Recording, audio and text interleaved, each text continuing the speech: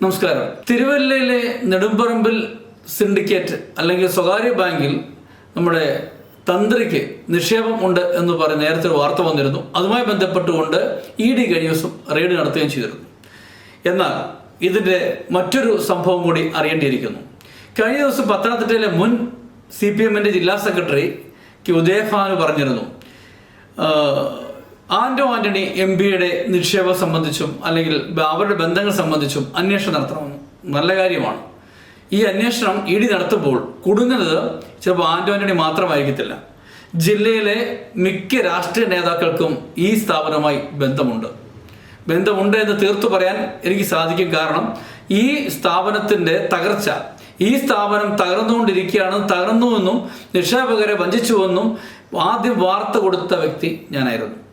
എനിക്ക് വ്യക്തമായ തെളിവുകൾ കിട്ടിയ അടിസ്ഥാനത്തിലാണ് ആ വാർത്ത കൊടുത്തത്. ആ വാർത്ത മാറ്റിവെക്കാൻ അല്ലെങ്കിൽ ആ വാർത്ത കൊടുക്കാതിരിക്കാൻ, പിൻവലിക്കാൻ നിരവധി സമ്മർദ്ദങ്ങളുണ്ടായി. അത് എല്ലാ മേഖലയിൽ നിന്നും ഉണ്ടായി. പക്ഷെങ്കിൽ കൊടുത്തൊരു വാർത്ത പിൻവലിക്കുന്ന ചരിത്രം എൻ്റെ മാധ്യമപ്രവർത്തന ചരിത്രത്തിൽ ഉണ്ടായിട്ടില്ല. അതുകൊണ്ട് തന്നെ ഞാൻ ആ വാർത്തയുമായി മുന്നോട്ട് പോയി. ആ സ്ഥാപനത്തിൻ്റെ പോലീസിൻ്റെ റെയ്ഡും കോടതി ഇടപെടലും സ്ഥാപനം പൂട്ടേണ്ടി വന്നു. ധാരാളം നിക്ഷേപകർക്ക് പണം നഷ്ടപ്പെട്ടു എന്ന് തന്നെ പറയാം. ആ നിക്ഷേപകരൊക്കെ പലതവണ എന്നെ ബന്ധപ്പെട്ടു. അവരോടൊക്കെ ഞാൻ കാര്യങ്ങൾ പറയാൻ വ്യക്തമായി മനസ്സിലാക്കി. നയാ പൈസ അവർക്ക് കൊടുക്കാൻ ഇല്ലാത്ത അവസ്ഥയിലായിരുന്നു സ്ഥാപനം. എന്നിട്ടും മറ്റുള്ളവരിൽ നിന്ന് വീണ്ടും നിക്ഷേപം സ്വീകരിക്കുകയായിരുന്നു. അപ്പോൾ പറഞ്ഞു വന്നത്, നമ്മുടെ തന്ത്രിയുടെ പൈസ പോയി എന്ന് പറയുമ്പോഴും തന്ത്രി പരാതി കൊടുത്തിട്ടില്ല എന്ന് പറയുന്നുണ്ട്. ഞാൻ അന്നെൻ്റെ വാർത്ത പറഞ്ഞിരുന്നു, നിരവധി ഉന്നതരുടെ ബിനാമി നിക്ഷേപങ്ങൾ ഈ സ്ഥാപനത്തിലുണ്ട്. കോടിക്കണക്കിന് രൂപ നിക്ഷേപങ്ങളുണ്ട്, ഇനിയുമുണ്ട്. രാഷ്ട്രീയക്കാരുടെ നിക്ഷേപങ്ങളുണ്ട്. എന്നാൽ ഇതിൻ്റെ വലിയൊരു ശതമാനം ജില്ലയിലെ രാഷ്ട്രീയ നേതാക്കൾക്ക് കൈപ്പറ്റിയിട്ടുമുണ്ട്. അത് ഇടത് വലത് ഭേദമില്ലാതെ മിക്ക രാഷ്ട്രീയ കക്ഷികളും കോടിക്കണക്കിന് രൂപ ഇയാളുടെ കയ്യിൽ നിന്നും ഈ ബാങ്ക് ഉടമയുടെ കയ്യിൽ നിന്നും വാങ്ങിയിട്ടുണ്ട്. കാരണം ഇയാൾ കേരള കോൺഗ്രസിൻ്റെ മാണി ഗ്രൂപ്പിൻ്റെ ജില്ലാ പ്രസിഡന്റ് ആയിരുന്നു. നമുക്കറിയാം, റാന്നിയിൽ ഇദ്ദേഹം മത്സരിക്കാൻ താല്പര്യം കാണിച്ചിരുന്നു. കൂടാതെ തന്നെ ജില്ലയിലെ വിവിധ പരിപാടികൾ, അതായത് രാഷ്ട്രീയ പാർട്ടിയുടെ പിന്തുണയുള്ള പത്രങ്ങൾ, ചാനലുകൾ, പേരെടുത്ത് ഞാൻ വ്യക്തമായി പറയുന്നില്ല, ആ ചാനലിനോടെയൊക്കെ മുഖ്യ സ്പോൺസറായിരുന്നു. അവസാനം ഇയാൾ പൊട്ടിപ്പൊളിഞ്ഞപ്പോൾ ചാനലുകൾക്കും പത്രങ്ങൾക്കും കൊടുക്കാനുള്ളത് കോടിക്കണക്കിന് രൂപയായിരുന്നു. ഓരോ ഏജൻസികൾക്കും, അതായത് പരസ്യ ഏജൻസികൾക്കും കൊടുക്കാനുള്ളത് ലക്ഷക്കണക്കിന് രൂപയാണ്. ഇനി അതൊന്നും കിട്ടത്തില്ലെന്നറിയാം. പത്രങ്ങളുടെയും ഈ രാഷ്ട്രീയ നേതാക്കളുടെയും ഒരു കറവപ്പശുവായിരുന്നു ഈ പറയുന്ന തിരുവല്ലയിലെ ഈ നെടുമ്പറമ്പിൽ സ്വകാര്യ സ്ഥാപനം, സ്വകാര്യ ബാങ്കിൽ തന്നെ പറയാം. പക്ഷെ ഇയാളിപ്പോൾ പൊട്ടിയപ്പോൾ ED കയറി അന്വേഷിച്ചപ്പോഴാണ് നമ്മുടെ തന്ത്രിയുടെ പൈസ മാത്രം പോയ കണക്ക് വരുന്നത്.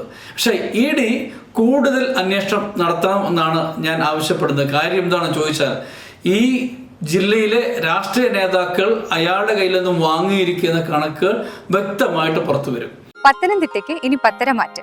ഫെബ്രുവരി 2 പത്തനംതിട്ടയിൽ രാജകുമാരി ഒരു പുതിയ ചരിത്രം കുറിക്കുന്നു. ഈ ചുവടുവെപ്പിൽ ഞാനുണ്ടാവും, നിങ്ങളും ഉണ്ടാവണം.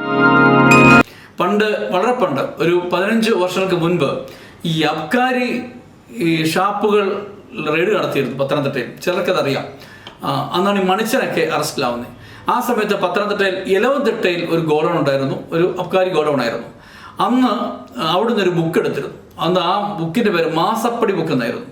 ഓരോ ഉദ്യോഗസ്ഥന്മാർക്കും അന്ന് ഈ ഷാപ്പിലേലം കൊണ്ട് കൊടുത്ത കണക്കുകളുണ്ടായിരുന്നു. രാഷ്ട്രീയ നേതാക്കളുടെയൊക്കെ കണക്കുണ്ടായിരുന്നു മാസപ്പടി ബുക്കിൽ.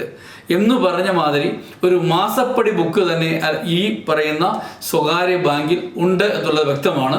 ഈ ജില്ലയിലെ രാഷ്ട്രീയ നേതാക്കൾക്ക് ആർക്കൊക്കെയാണ് ഇയാൾ പൈസ കൊടുത്തിട്ടുള്ളത്, ഇയാൾ തകരാനുണ്ടായ പ്രധാന കാരണം, ഒരിക്കൽ അയാളുടെ സുഹൃത്തുക്കൂടെ പറഞ്ഞാൽ ഞാൻ അറിയുന്നുണ്ട്, ഈ ഒരുപാട് പൈസ രാഷ്ട്രീയ നേതാക്കൾ സ്പോൺസറായിട്ട് കൊടുത്തിട്ടുണ്ട്. ചോദിക്കുന്നവർക്കെല്ലാം ലക്ഷങ്ങളാണ് കൊടുത്തിരിക്കുന്നത്. നാട്ടുകാരുടെ പൈസയാണല്ലോ, കൊടുക്കാമല്ലോ, മേലനങ്ങാതെ കിട്ടുന്ന പൈസയാണ്. തനിക്കൊരു പേര് വേണം, പ്രശസ്തി വേണം, എങ്ങനെയെങ്കിലും ജില്ലയിൽ ഏതെങ്കിലും ഒരു സീറ്റിൽ മത്സരിക്കണം. ഇതായിരുന്നു ഈ നെടുമ്പറമ്പിലെ രാജുവിൻ്റെ ആഗ്രഹം. അതിനുവേണ്ടി ഇടത് വലത് നോക്കാതെ പൈസ കൊടുത്തു. കാരണം ഇടതിൻ്റെ ഒപ്പം നിന്ന് മത്സരിച്ചാലും വലതിൻ്റെ ഒപ്പം നിന്ന് മത്സരിച്ചാലും തനിക്ക് എതിരെ നല്ലൊരു സ്ഥാനാർത്ഥി ഉണ്ടാവരുതെന്നുള്ളായിരുന്നു. റാന്നിയായിരുന്നു അദ്ദേഹം ഉദ്ദേശിച്ചിരുന്നത്. പക്ഷെങ്കിൽ ഈ പാർട്ടിക്കുള്ളിലെ തന്നെ പടലപ്പിണക്കവും കുതികാൽവെട്ടുമാണ് ആ സ്വപ്നം യാഥാർത്ഥ്യമാകാതെ പോയത്. അങ്ങനെയാണ് റാന്നിയിലേക്ക് പ്രമോദ് നാരായണൻ വരേണ്ട അവസ്ഥയുണ്ടായത്.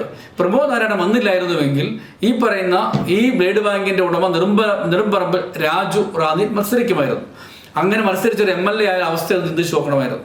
കോടിക്കണക്കിന് രൂപ വാങ്ങിയിട്ട് നയാ പൈസ അയാളുടെ കൈവശം ഇല്ലായിരുന്നു.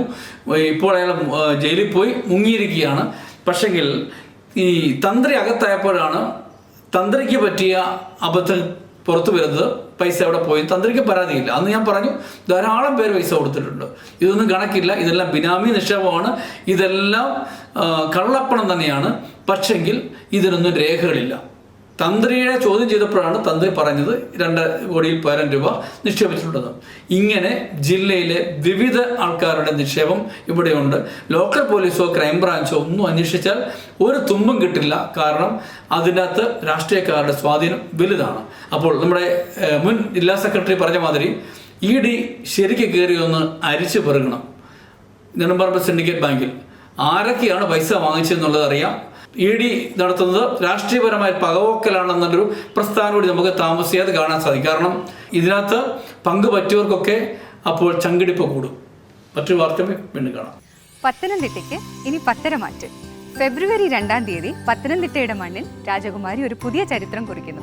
വിശ്വാസത്തിന്റെയും പാരമ്പര്യത്തിന്റെയും ഈ പുതിയ ചുവടുവയ്പ്പിന് സാക്ഷ്യം വഹിക്കാൻ ഞാനുണ്ടാവും, നിങ്ങളും ഉണ്ടാവണം. ഉദ്ഘാടന വേളയിൽ സന്നിഹിതരായിരിക്കുന്ന 10 പേർക്ക് നറുക്കെടുപ്പിലൂടെ ഡയമണ്ട് റിംഗ് സമ്മാനമായി ലഭിക്കുന്നു. കൂടാതെ ഉദ്ഘാടനം പ്രമാണിച്ച് നടക്കുന്ന ഓഫറുകളും ആനുകൂല്യങ്ങളും മാർച്ച് 1 വരെ നീളുന്നു.